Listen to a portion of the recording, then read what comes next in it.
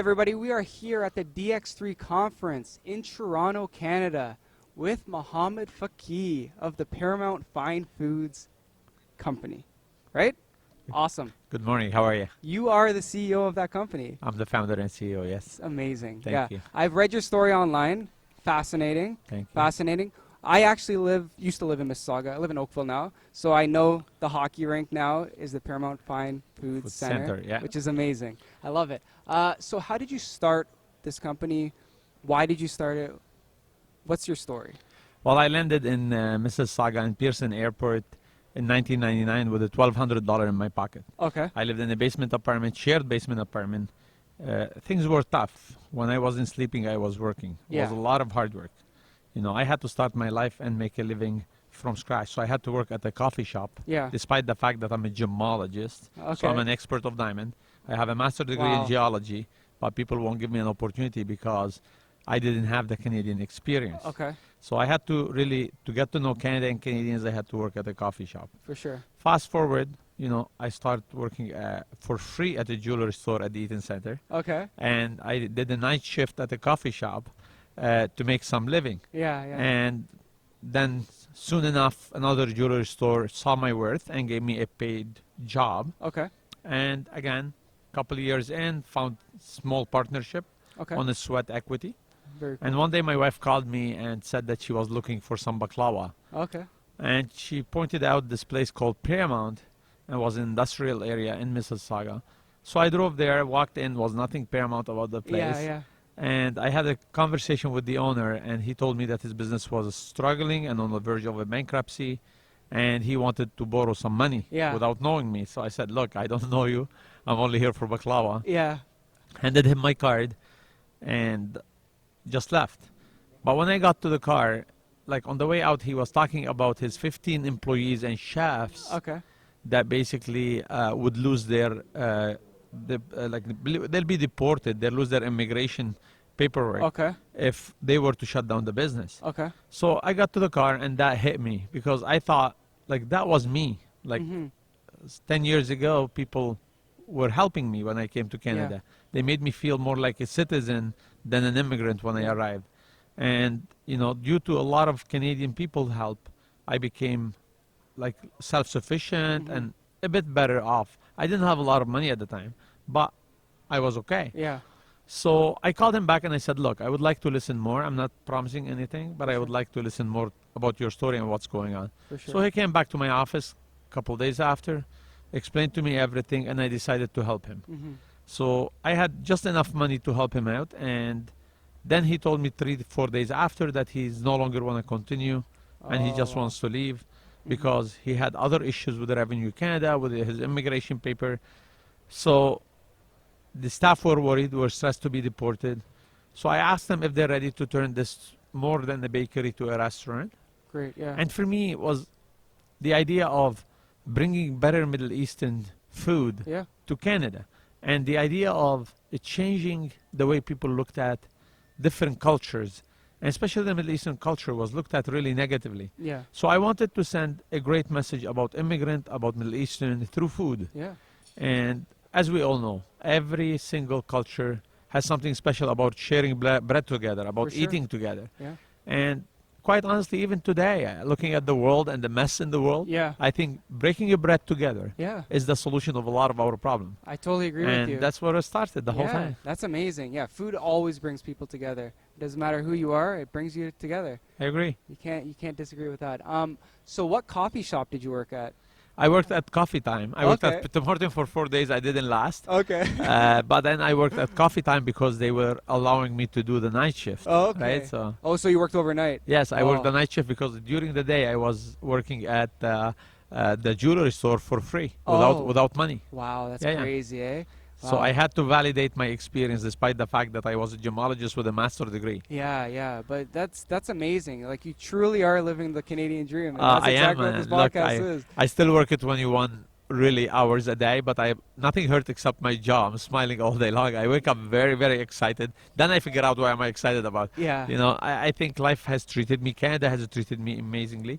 I love this country. I love its people. I'm not saying that we do not have our challenges, but we are the best country in the world, and I think we should be very careful to keep it that way. Yeah, I totally agree with you. Yeah, it's amazing, and everybody should be proud to be in this country. It's amazing. And No, proud to be Canadian. It's just so many opportunities. It's fantastic. absolutely. But we need always to be aware of the challenges that surrounding us, and the challenges that being exported to us, imported to us, right? Yeah. No, definitely.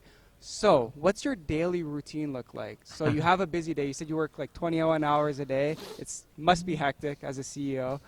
What does it look like on a daily basis? There was an article around a couple of weeks ago in Toronto Life magazine. They detailed exactly from every minute of my day. So I wake up at 4:30 in the morning. I wake up very, very early. Wow. And I want to start my day usually with some meditation. I pray. I do some meditation, but at the same time, I just clear my head. For sure. And start looking at my day, planning for my day, sending the immediate email, do some thinking alone, right? So I can make sure that, one, we didn't make a big mistake with anyone, because I always want to screen what I've done the day before or the week, over that week, and if there is something wrong we did, I have no problem calling people, apologizing, and fixing it. For sure. So I want to really always reflect on what we've done. I love it. And the second part I always spend half hour on is our culture. Okay. Have we got out of our culture? Have we lost our noble mission as Paramount? Okay. And we have a very, very strict but amazing and beautiful noble mission. And our noble mission is to become and remain successful, while most importantly, right, never forget where we came from. That's awesome. Right? And never forget the poor me that was there. Yeah. And part of the DNA of our brand, part of our noble mission is the frontline hero. Are they treated properly? Which is the people who are the dishwasher, the server at Paramount. And the second part of it, without a very good community, you can't build a successful business. Of course, So are we good to our community? Yeah. Are we looking after our community? Are we doing all what we can for our community and to send a message that we are very grateful to their support to us as a business? I love it. So I go through that. Then I go to the office. And there is a routine I do in the office, me and the second person in command, her name is Carolyn White. Okay. The routine is to actually walk around with our coffee and talk to every single employee at the office. Very cool. To make them feel like they don't need an appointment to talk to you. That's awesome. Right? And they make them feel like they have your support when they start their day. Yeah. And we ask them, what are you dealing with today? And is there anything we can help you with? Yeah. And then they feel that they're fully supported, and not only supported, that there's nothing wrong going on with their relation with their the leaders of the business or their peers or everybody else. And you're actually there to communicate with them. Absolutely. And you need to make them feel like they have access for sure to you. Yeah. Right? And so, and then I go through my meetings. Then always, every 2 days, I have scheduled, always I schedule visits to the restaurants. Awesome. Where I greet the customers, talk to the staff, go behind the line, high five with the employees. So again, they feel that they're proud of what they do. And every second Saturday, I actually serve. I serve on the tables. Really? Yes, I still serve on our tables, and I'm very proud to do that. And I do it internationally. Anywhere I go around the world, I serve on my table. That's amazing. I go behind the line, I slice shawarma, high five with everybody. So they feel that if their job wasn't good enough, the CEO wouldn't do it. Yeah, for sure. And I don't act like I'm doing it for picture. I actually serve. That is amazing. I've never heard of that before, and that is incredible. I put a couple hours, actually, not only 20 minutes and high five and leave. I put couple hours of work. And you're also setting an example, like, this is an amazing job, and this is, I'm willing to do it. Yeah, and I would love to see my executive team doing it, and they do it. Yeah. Because when they see me doing it, so they do it, and they feel the pain of those employees. Look, let me tell you something. For sure. I hear a lot, and people used to come to me and say, Mohamad, the customer comes first. Mohamad, the customer always comes first. You know what? For CEOs, I disagree. Yeah. For CEOs, the customer does not come first. Your employees come first. For sure. Your people come first. Yeah. Because when you look after people, they'll look after the customers. And today, the market is full of money. Yeah. But what we're missing is real talents. And the only way the talents will come to me over any other restaurant company that's maybe more successful, maybe older, maybe bigger. For sure. But we have the best team. We have people that left the biggest company I've ever heard of, right? Even company I looked up to that I wanted my company to become their size. Yeah. They have left them and came to us. Why? Because you need to give a better reason to your talent to stay in your company. And usually a better reason is something bigger than ourselves. And with Paramount is our help to the community. I love it. Yeah. Is how involved we are in our community. Awesome. So they go home and they're very proud to be part of a company that does well with the community. Yeah, yeah. And that's how you gain talent. Yeah, that's amazing. So I know you guys do a lot of community stuff, Yeah. a lot of giving back. What are some of the things that you guys do to give back in the community? Well, we do it all. Mm-hmm. Like basically, the Paramount Fine Foods Center move. Mm-hmm. We could have actually been in Scotiabank Arena. Yeah, for sure. Right? We wouldn't be able to afford to be Scotiabank, but we would be one of the biggest advertisers and put $1 million a year and be there. Of course, yeah. But Mississauga Arena makes sense to me and makes sense to what we stand for. Yeah, Because Mississauga Arena is more a family place, yeah, more where the kids' hockey happen, for sure. the gymnastic happen. Yep. Plus Mississauga Basketball is too, the yeah. city Yeah. where I landed, the city where my children were born. For sure. So it's two ways. And supporting children hockey and children's sport is part of partnering with the community that For sure. supported you the most. Yeah, yeah. So we do that through as well, walking with high heels to defend women's rights. Yeah. On International Women's Day, it's good That's to mention amazing. that. Yeah. So I walk with high heel twice a year with the police chief in Mississauga, just to walk in women's shoes that they've been abused at home or Yeah. they've been abused in their life, Wow. or for equal opportunity as well, Yeah. right? So we are I'm the voice and face of UNHCR. I travel the world in 2 missions a year Yeah. to understand what's happening with the refugees. Yeah. And I've been a refugee myself in my life. Mhm. I've been an immigrant and a refugee.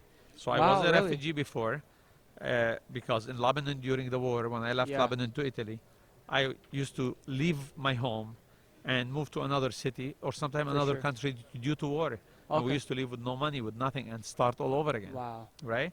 Yeah. And then when I came to Canada, I came as an immigrant. So I've had those two experiences. Yeah. And I had vowed that as soon as life started becoming different and better, I would actually never forget the people that they were me when I was younger. What happened? Yeah. Right? And that I will always stand up for refugee. For sure. I'll always stand up for the newcomer to give them the same opportunity Canadian has given me. Yeah.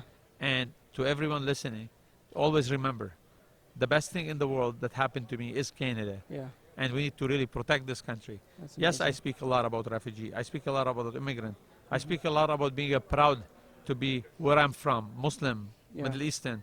But the biggest pride of my life is becoming a Canadian That's incredible. and getting yeah. the Canadian opportunity. Yeah. And I just want to deliver to the rest of the world that Canada will always be the place of hope for the rest of the world. Yeah. I always want to always reflect that and project that to everyone. That's amazing. I love it. Thank I you. love your positivity. I love your passion, and you don't forget where you come from. And, that's what I hear a lot of CEOs and founders, they always think about like the hard times Yeah. when they first started, like bootstrapping, all that sort of stuff. Absolutely. And that's what keeps it going. Yes, and it gives you that grit and hunger to help other people and make Yeah. it easier on them. A little bit of Right. perspective. Absolutely. Yeah, that's amazing.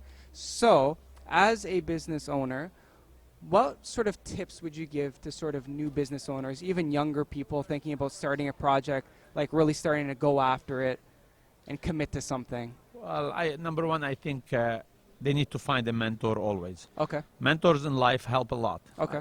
They have helped me, and they would need several or different mentors over different stages of their life, and I Sure. did that myself.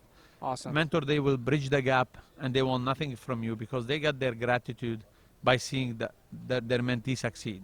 Awesome. So they really want nothing from you, but you don't have to go through experiences that was already done, Mhm. right? So you can go and learn from someone else's experience. Yeah. Two, you need to be prepared to fail, right?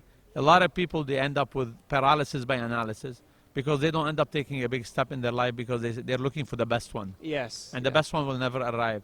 And the best one, waiting for the best one will make you miss out on very good one Yeah. that you actually can own and develop yourself to become the best Of one course. for you. Yeah, yeah. So basically, one, find a mentor. Two, be prepared to fail. Three, understand there is a growing pain. Yes. Like children, while they're growing, they feel the pain of growing. Yeah. Businesses feel the pain of growing. Yeah. So be prepared for that growing pain. Four, building a business is hard work. Yeah. So if you're looking for a 9-to-5 job, don't build a business. Yeah. Right? Building a business, it takes a lot Yeah, of time. 21 it takes hours a lot a of day. effort. But look, nothing hurts except my job. I'm smiling all day long. Yeah. Because it's not how much money you make, it's what you do with it. Yeah, yeah. It's not how much money you make, is how much difference in people's life you use that money for. Yeah. Right? Everyone has money today. A lot of people are richer, poorer, it doesn't matter. Yeah. We're well off in this country. There is a lot of poor, and I'm one of the biggest supporter of the homelessness. Yeah. And the poverty and changing that situation in Canada. But in general, Canadian, at a big percentage, they're doing well. Yeah. But what we need to do is always to do better, always push ourselves to be on the world stage, because Canada do deserve to be on the world stage at a lot of levels. Yeah. You were very good, but we don't realize it. And people are mixing us a lot with the U.S. It's true, And we yeah. need to be separated. Yeah. We own it, and I think we own it to ourselves and to our children. That's I think what so we need too. to. Yes. A lot of people forget how big Canada is, especially on the world stage. It seems like just because we're silent in the corner a little bit, it's we're nice. Yeah, we're good we're people. very nice. We're nice. We're good people. But that does not stop us from becoming for sure. a star in what we ought to be a star on. So basically, beside that, it's a long journey. Yeah. Being an entrepreneur is a long journey, and there is no safe zone. Yes, you have money, but Yeah. every time there is an opportunity come in, you can't get really feel that safety, and you do not jump and invest again. I love it. So but again, being in a business is risky. Yeah. And it's not in use. Yes, we know that we can fail, but business people still invest, still leave a very good job Yeah. to create their own path. And so for all the young people, please don't die with a great idea. Yeah. So many people take a great idea to the grave. the grave with them, and they do nothing about it. Yeah. There is nothing more satisfying than seeing an idea that you started from scratch, growing, prospering, and benefiting others. Yeah. There is nothing more satisfying in the world. Yeah, no, I totally agree with you. Yeah, a lot of people are afraid to sort of go after, but sometimes you got to take the plunge. But an if you example of realize that, that, yeah. if you're a lawyer or you're an accountant or you have a job that it's safe and you have a great experience at that job, that job is always going to wait for you. Yeah. Company will always hire you for that job. So get out of the box, For try sure. something new, and you will fail. For sure. Like even The Alchemist is funny. It says you Yeah. got to fall 7 times before you stand up once. Yes. Yeah. Right? So go fall 7 times. If you stood up once, that's it. Your dream came true. And Yeah. if you don't, you always have that job waiting for you. Yeah, yeah. You always have a fallback for sure. I love it. So, how many restaurants right now do you guys have? 78. 78. Wow, that's crazy. And where did the first one open? Mississauga. Mississauga. Dixie and Eglinton. Dixie and Eglinton. Awesome. Very cool. What are your plans for the future? Any big goals? Well, definitely. We have a new brand that we're launching that it's mostly based on digital. Very cool. Like it's called Boxed. Okay. BOX''D. Okay. It's on our website already. Our first location will open in 4 weeks. Awesome. And it's on cubby delivery, Okay. right? Faster. You can order from your app, arrive, you just pick up and leave if that's what you want. Great. That said, we maintain the personal touch. Okay. The cooks are behind that cubby line, I love it. and you can see them. But yet, delivery is through cubbies. Very And there is a concierge in the front, so we don't lose our touch of a human. cool. Very And cool. all the screens around sends a community message. That's So very when you're cool. coming stressed, it's mostly for financial district and for busy areas. Mhm. But when you're coming stressed and you're so overwhelmed by work, and you're seeing messages where good people finish ahead, Yeah. where more you give, more you make, and you're reading those messages, That's and great. we're talking to you. Well, we're going to deliver your fresh food fast Yeah. for you to change the world, right? A lot of people misunderstand CEOs. They think CEOs are robots. CEO has no feeling. We as CEO, we're more sensitive than a lot of other Yeah. category in the business because we don't have a lot of friends. We can't, we don't have even maybe sometimes the time to filter it through that, Mhm. right? So finding a positive message, Yeah. finding a message where we send a message to people that they're very busy. It doesn't have to be only CEOs, to lawyers, to accountants, to even employees, Yeah. that you are appreciated. And what you're doing is for the bigger picture, to change the a big bigger thing and send bigger message. Yeah. That brand send that message. Fresh food, delivered fast, high quality, cooked on site, I love it. right? On a digital approach, Yeah. right? What we call today, the businesses has to be Instagrammable. Yeah. No, it's Right? true though. Yeah. That's an Instagrammable Yeah. brand. But No. at the same time, without losing the core of Paramount, which is two things. Fresh food that I would feed to my children. That's our policy. I will love it. only serve you what we feed to our That's children. great. While we become successful, we hold on to the community to grow it with us. Awesome. Right? I love it. And that's the bottom line. No, it's great. So you're growing your business and you're still keeping that focus, And you even have to. even in the digital era, which I is have to. fantastic. I- Yeah. Absolutely. Digital era might take away from us a little bit the personal touch only if we do not pay attention to what's important. Yeah. But we can't blame the digital and technology and moving forward with our lives why we're not paying attention to the people, to human. It's us. We can decide to use the digital to actually help refugee. We can use our technology, and we do. Look, today's marketing is all social media. The social media platforms are stronger than Globe and Mail and the TV stations today, right? So we can use it for whatever we want. We can use it to spread hate, and we can use it to spread love. Yeah. And Canadians do use it to spread love mostly. For sure. And that's very important. Yeah, one or the other, yeah. So in terms of book recommendations, we always do like a book of the day. Do you have any book recommendations? I can't remember the book, but it's for mayor that started Whole Food. Okay. And he talks always about the culture, how the culture is the most important part of a company to be successful. I love it. I fully agree. Perfect. I apologize, I don't remember the name of the book, but I have it on my desk and I forgot it. No worries, no worries. I always like to catch people off guard a little bit with the book I'm recommendations. That's awesome. So, for 2020, big year ahead. You're launching this new brand. Anything else that's happening? Absolutely. So in 2020, we're launching this new book. We have a huge event we're going to start annually for United Nations Human Rights and Refugee. Very cool. Yearly is going to be a very high-end event, and we're going to be hoping to build a school from every event. Wow. Because in Somalia and in some countries, I can't wait that I actually go to Venezuela mission. Okay. I think it's a big mission for me in 2020. Very because cool. in 2020, I'll be Venezuela could become bigger than Syria. Yeah. So that's 2. 3, I will be attending Expo 2020 in Dubai. Oh, Canada awesome. is participating. Very cool. I can't wait to represent Canadian businesses within the Expo 2020. That's amazing. Meet the rest of the world. Give Canada another opportunity to be separated from any other country on its own and shine there, where we can open another venues of business, another opportunity of business beyond the United States and beyond any other country in the world. Yeah. Us having our representation, our pavilion, and meet the world and let the world know Canada, have an opportunity to invest in Canada and Canadian startup businesses, technology, and everything we can. So that's is the biggest expo ever on earth. That's amazing. Right? Yeah. And a lot of money invested in it. Yeah. And no better place than Dubai, which is all money. Doing it in Dubai. Yeah. Well, you know what? Again, we never actually celebrated what Canada has created the last 7 years. For sure. Our good reputation as one of the best countries in the world. We have not actually see the ROI, the return on investment on it. And I think in Expo, we will see that. Because people will have Canada move to a place where it's more accessible, doesn't need a lot of visas and complications. And we will see our worth more than a lot of other pavilion, hopefully. I can't wait to see that myself.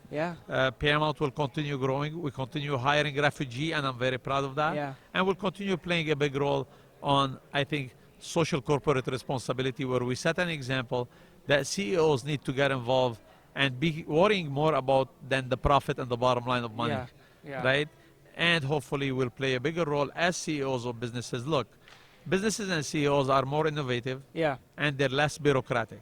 The government is doing a great job at a lot of front, but us CEO can do much more and much better because we do not have those handcuffs. We do not have a lot of red tape.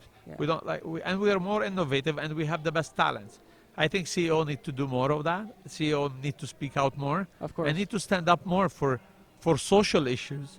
So we can actually help changing the world faster. Change the world, but growing the business, changing the community, all that sort of good stuff. I love it.